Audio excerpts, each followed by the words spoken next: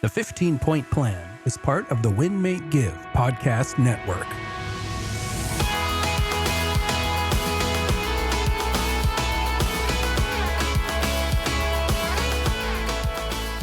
Welcome to the 15-Point Plan. Chad Himes sitting here across the room from the suave Jillene Snell. That's right, suave Jillene.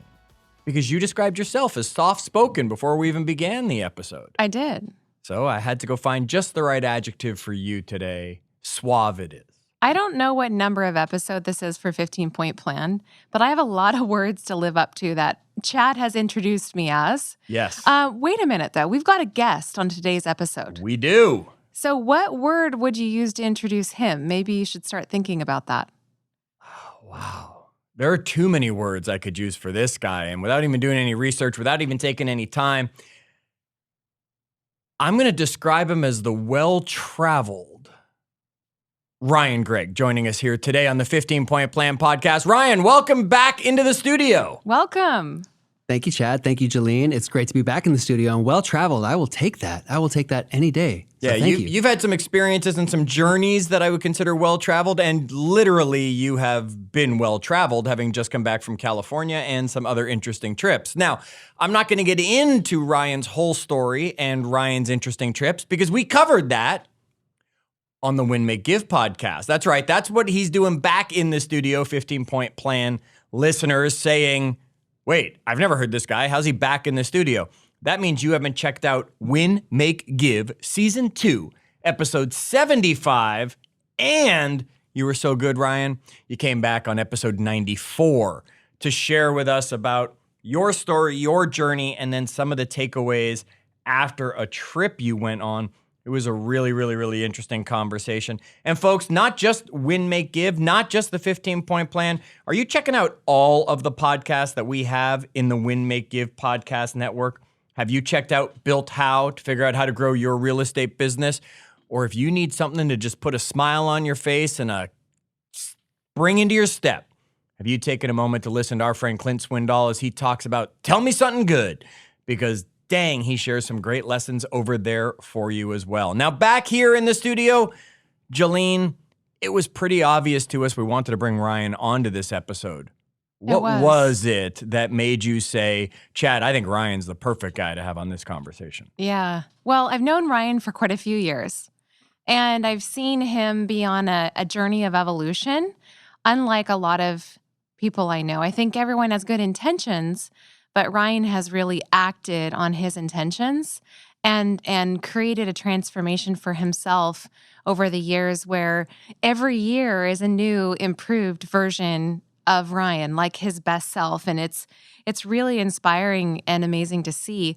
And one of those things that has really inspired me with Ryan is watching him with his daily routines in the morning. And he's actually broken out his morning routines for us before.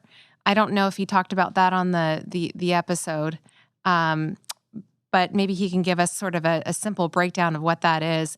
We've talked about mindfulness on the 15-Point Plan podcast already, and this is a subcategory of mindfulness that we're going to dive into with Ryan, specifically on meditation.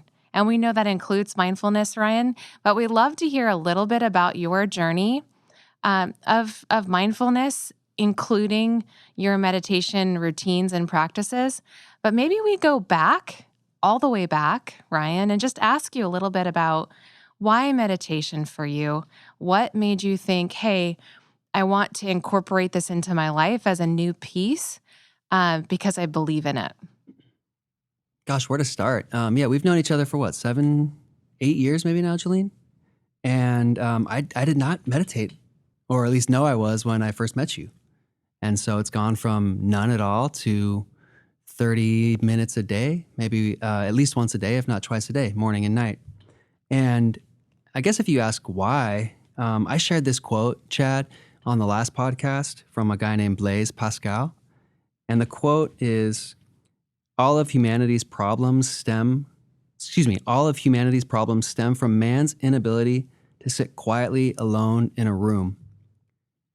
And when I started here in the real estate company, I think I had a lot of problems. And I think many of us would admit that we all have problems and things that we want to work on and things that we could better ourselves with. And so I found that sitting quietly alone in a room allows me to see what those problems are and accept those problems, and then figure out a plan to maybe turn those problems into solutions on the spot and find a source of peace within myself so that maybe there aren't even problems. Maybe those problems will just go away.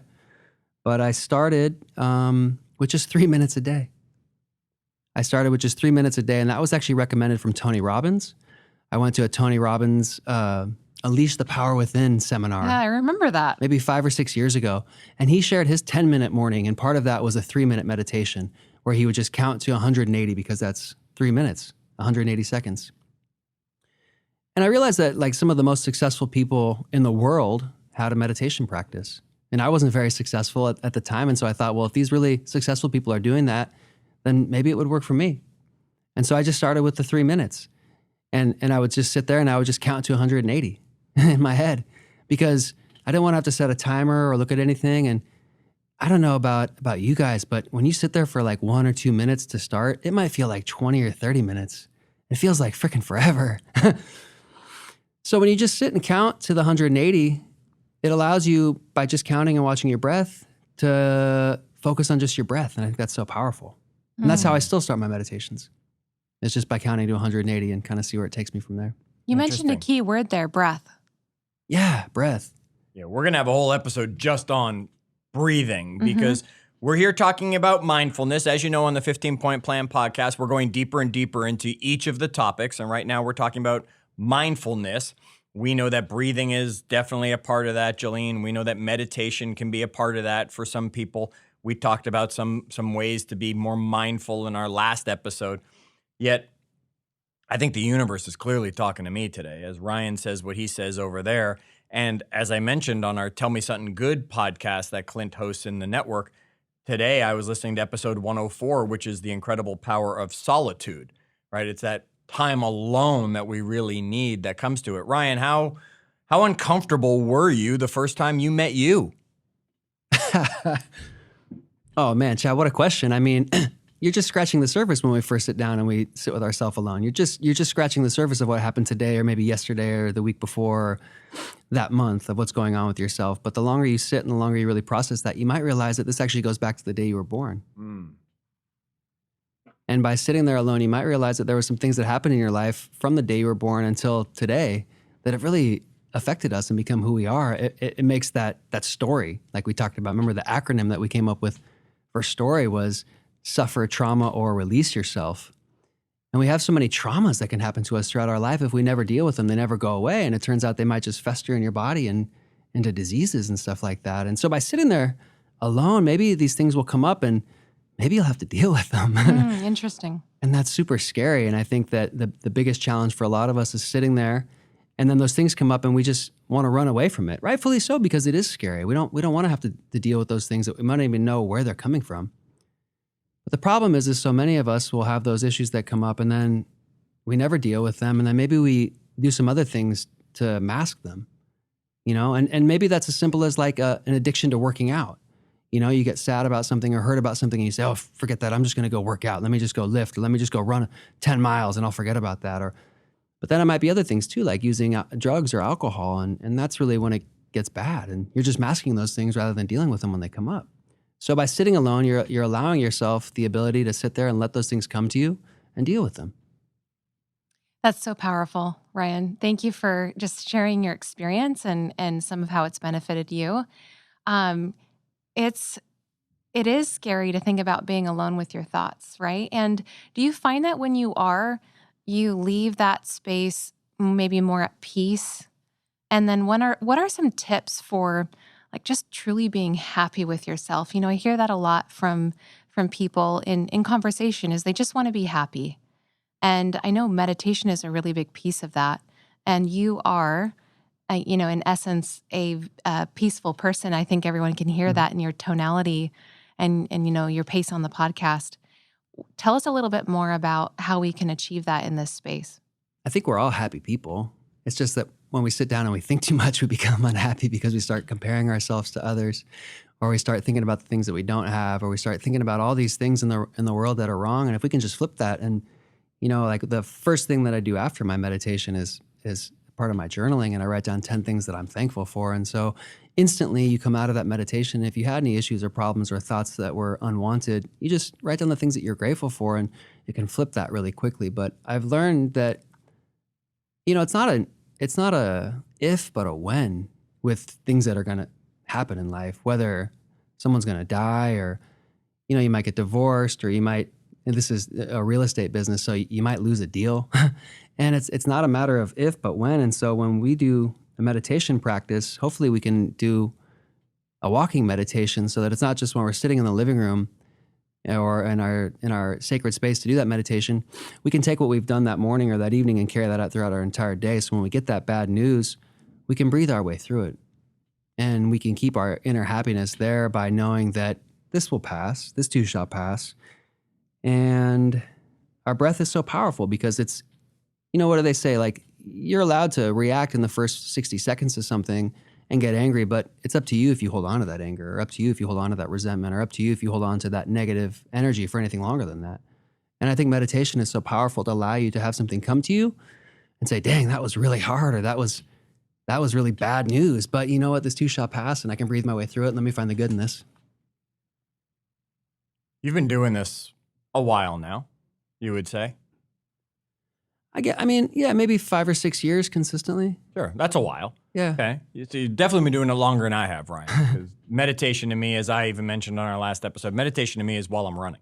That's when I get, and I don't get that every day, yet that's when I usually kind of get my meditation moment in. Talk to us about helping someone who's listening, saying, look, I want to do meditation. It sounds a little hokey, and at the same time, I don't know what to do. You said at first you just sat there and focused on your breathing and just counted to 180. If I gave you an amateur person right now, not that you're a guru sitting on top of the mountain, all day long meditating, but if I gave you an amateur person right now that wanted to start meditation, how would you help them get started? And what would be the 1 or 2 warnings you might put in front of them right away? Well, I guess it's as simple as just start. But I think there's a stereotype around meditation where you have to sit cross-legged in a certain position, in a certain way, with a certain clothes on, and I think that's all. I think there's value to that, but I think the most important thing is to just get started. And I used to just sit on my recliner because I couldn't sit cross-legged. And so I would just sit back in my recliner. So I think the first step is find somewhere comfortable, because if you're uncomfortable, you're not going to want to sit there very long anyways. So find somewhere that's comfortable, find somewhere that's quiet, and don't compare yourself in anything in life, I guess, but don't, just because somebody meditates for a few hours or 20 minutes or 30 minutes or 10 minutes, it doesn't mean that a 3-minute meditation is wrong. So if you've never meditated before, then start with 3 minutes. Start with what I recommended of just closing your eyes and focusing on your breath, your inhale and your exhale, and count to 180. And once you've done that 4 or 5 times, or maybe 10 times, and you feel comfortable with that, then maybe set a timer for 5 minutes. I guess my challenge would be set a timer for just 5 minutes and see if you can make it through that 5 minutes without checking the timer. It was interesting. This morning, I set my timer for 30 minutes, and literally, I'm getting to a point where I know what time it is with my meditations and where at the stages that I'm at. And I set the timer for 30 minutes, and I opened my eyes, and I thought, I think this 30 minutes is up. And I looked at, and my alarm went off right on the 30-minute mark, right when I opened my eyes. So I know 20 to 30 minutes what that feels like now. It also is because of the breath work that I go throughout that time, and the prayers that I say throughout that time. And that goes into mindfulness also, of not just meditation, but prayers also. So I end my meditation, and this is another thing that I would recommend is while you're sitting there and you're sitting in gratitude and in joy, and you're super comfortable and you're peaceful, because a lot of us have kids and a lot of us have work and a lot of us have rightfully stressful things, enjoy that moment. That's your time to yourself. So enjoy that moment. And then at the end, take that energy that you have and share it with the people that you love. So at the end of my meditation, I specifically send loving energy and prayers to my mother, my grandmother, my brother, his wife, their 2 kids, my best friend, his wife, their 2 kids. And then I work my way down the list through my best friends that I just saw this last weekend, and my other friends in my accountability group. And then Ben and Jillene are on that list, and my team here are on that list, and my company here is on that list.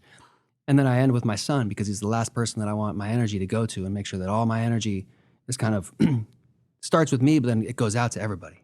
So just start with what's comfortable. Start with the time that is good for you, and then add on a little bit to that. And then in the prayer part, if you feel like it, pray to, just say some prayers for the people that you love and send that energy out there. So you're starting your day sending out good energy to the people that love and are important to you. I think that's a really great starting point and guide for us, Ryan. Thank you so much for that. It makes it a lot more attainable and realistic for us. And I think a lot of us, after hearing you, know that when we go into this, it won't necessarily be perfect the first time. We might be uncomfortable, and we might feel things that we've never felt before. I was reading a little bit about it this morning before this podcast, and what I read was that meditation can be a special place where each and every moment is momentous. I love that word, momentous, and you kind of touched on that. When we meditate, we venture into the workings of our minds, our sensations, like maybe air blowing on our skin from a fan or a draft through the house, our thoughts, like maybe even a strange thought, like what would it be like to see an elephant playing a trumpet, right? And then lastly, our emotions, and that we might love those emotions, we might crave those emotions, we might hate them, we might loathe them, but those emotions are really creeping up for us and allowing us to maybe give them some validation. Would you say that's a great place to just recognize the emotions that we might have? 100%, because when else do we have those emotions come to us? We're so busy with our day. There's so many things going on as soon as we leave the house. So I've never heard this before, but it just came to me like emotion is just energy in motion. So if it's just energy in motion, it's energy trying to get out. And if that energy is trying to get out and it's never getting out, then again, it's just going to fester deeper within you. And so I've had such powerful moments just bawling my eyes out, crying in meditation. And that wouldn't have come out if I wasn't doing it then. I would have been too busy to acknowledge what was going on and through whatever the hard times were with whatever it may be. But I think it's absolutely an emotional roller coaster a lot of times. And the challenge is to sit with that, not to run from it. When you start to cry, don't get up and get out of that meditation. When you start to laugh, don't get up and get out of that meditation. But where is this coming from? What's going on? And this is so powerful and this is so beautiful. So let me embrace this and let me see how much longer I can sit. And that's really, I think, where the magic starts, is where the practice continues, is because you get a little taste of something really powerful and you go, wait, I kind of want that feeling again. And I want to experience that again. How can I experience that again? And then you don't for a year or whatever, and it's just kind of sitting there and nothing happens. And then another one will happen and a really powerful, profound moment will happen. And, those have happened enough times for me that it makes it so unique every time. So unique every time. Ryan, one of the things that, and maybe I'm misguided, maybe I've read one too many wrong things, maybe not, whatever. One of the things I always hear when being mindful or when doing meditation is clear your mind, clear your mind, clear your mind, right? You shouldn't be thinking about anything. That's the whole point of, yet here you're telling me I'm going to have an emotional response. How can I have an emotional response to nothing? So if I'm having an emotional response, that means something has come into my head, some memory, some action, some person. How am I supposed to balance meditation versus now I've got this memory that how do I release it, or how do I dive deeper into it? And am I still meditating, or am I now therapizing myself? Is that a word? I don't know. I just made it up. Talk to me about that situation of meditation being clear your mind, and then something comes to you and you want to grab it and hold on to it and go with it. I think that's a really good question, Chad, and a good point. And I think that's a common belief of meditation, is just sit there and clear your mind. And everybody's like, yeah, right. I can't clear my mind. There's so much going on. Where do I even start? And I think that's where breath work becomes so powerful.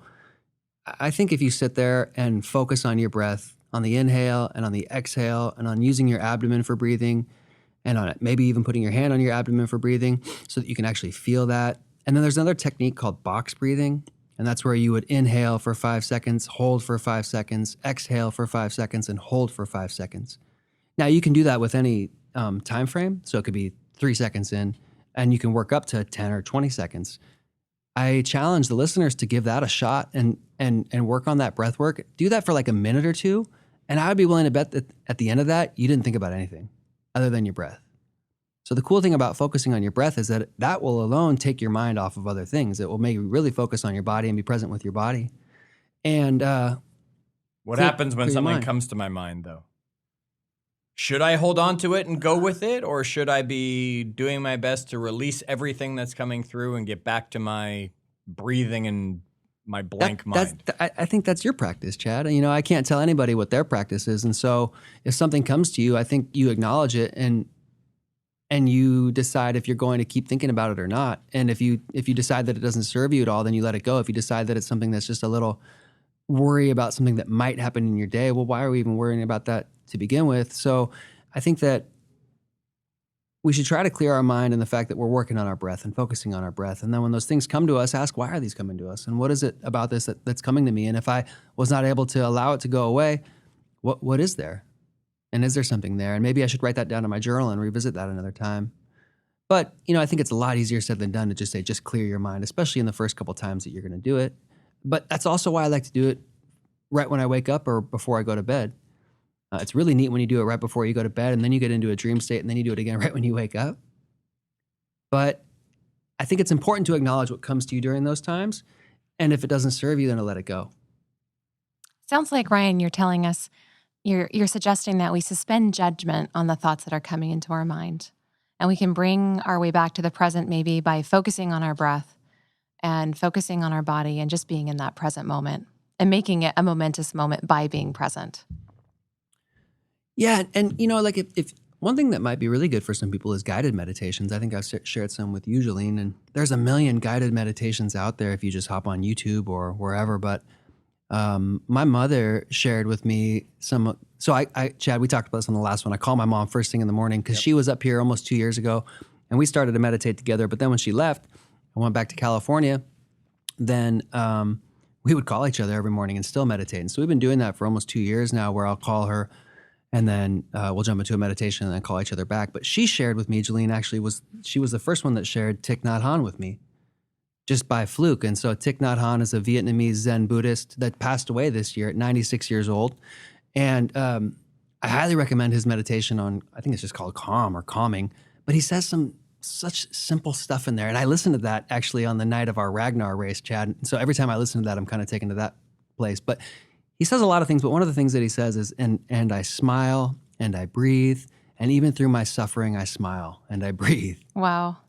And it's like, it's so simple. So whenever I start to suffer in something, quote unquote suffer, because really I haven't suffered in anything because nothing's that bad. Right. Then you just breathe and you smile. And it's incredible when you start to get these thoughts while you're meditating. If you just start to smile through it, you realize like, wow, my life is actually really good. Like it's not that freaking bad. Sure. It's not that bad. So I think the guided meditations can be powerful for that. And Thich Nhat Hanh, his books are incredible. His guided meditations are incredible. And there's some other really good ones out there that you can listen to. And I think they're helpful because it will help you get into that mode if you're not able to on your own.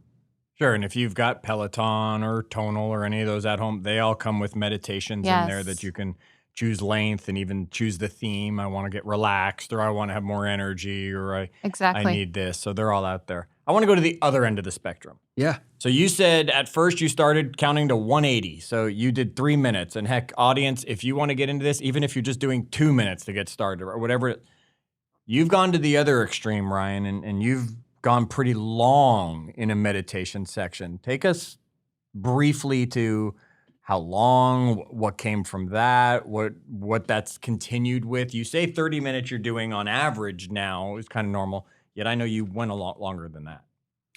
Yeah, I think we talked a lot about that on the podcast that I was on, which is the what was the title of that? The spiritual.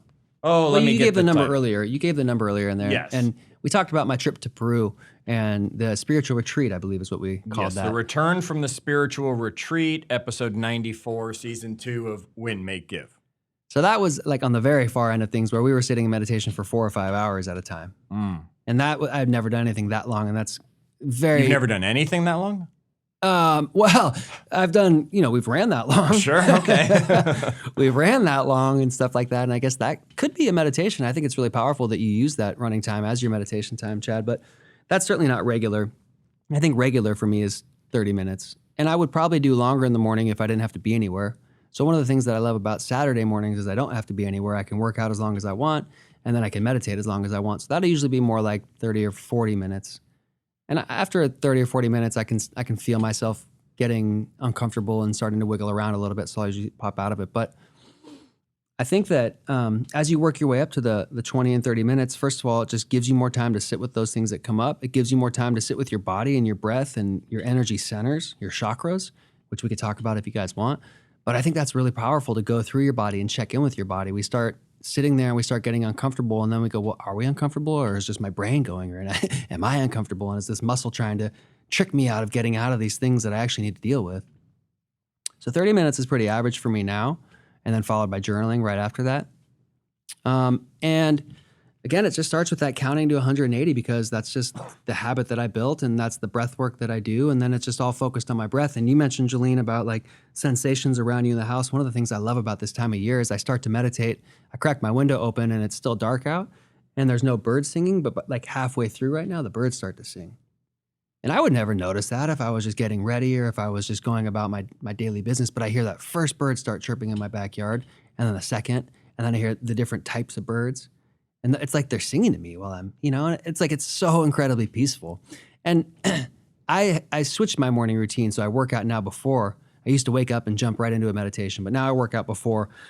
And I have some friends that are in this accountability group, and we kind of like jack each other up. And so after this workout, I'm all, I'm getting a little crazy from the workout, and I'm all high energy. And if you've ever watched him on Instagram, you can see Ryan as he dances and does his workouts.